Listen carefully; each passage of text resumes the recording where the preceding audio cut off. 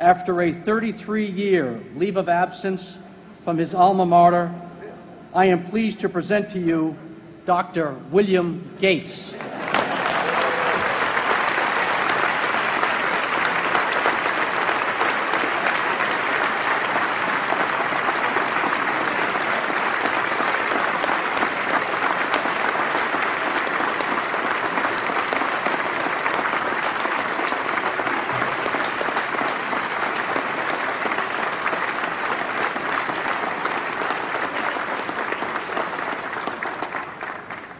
Thank you.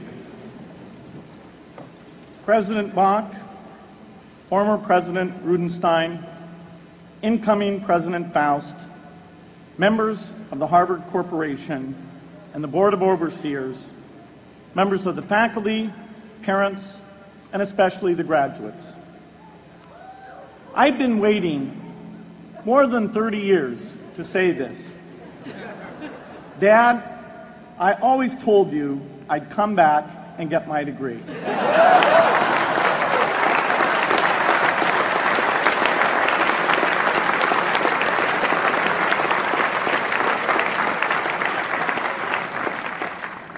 I want to thank Harvard for this honor. I'll be changing my job next year, and it will be nice to finally have a college degree on my resume. I applaud the graduates for taking a much more direct route to your degrees. For my part, I'm just happy that the Crimson called me Harvard's most successful dropout.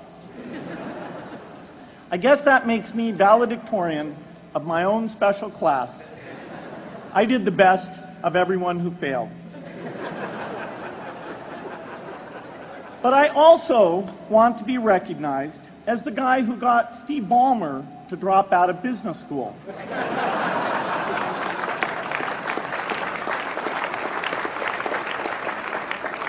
I'm a bad influence.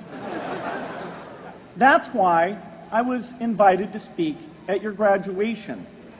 If I'd spoken at your orientation, fewer of you might be here today.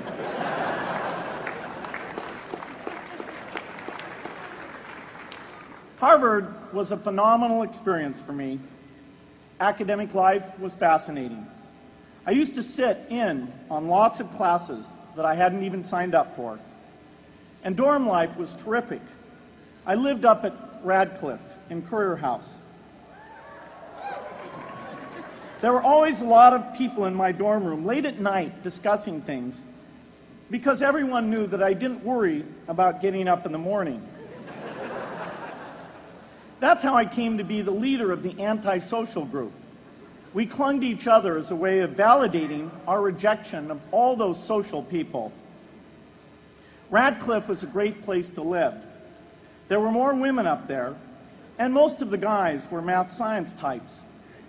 The combination offered me the best odds, if you know what I mean. That's where I learned the sad lesson that improving your odds doesn't guarantee success. One of my biggest memories of Harvard came in January 1975 when I made a call from Currier House to a company in Albuquerque, New Mexico that had begun making the world's first personal computer. I offered to sell them software. I worried they would realize I was just a student in a dorm and hang up on me. Instead, they said, "We're not quite ready.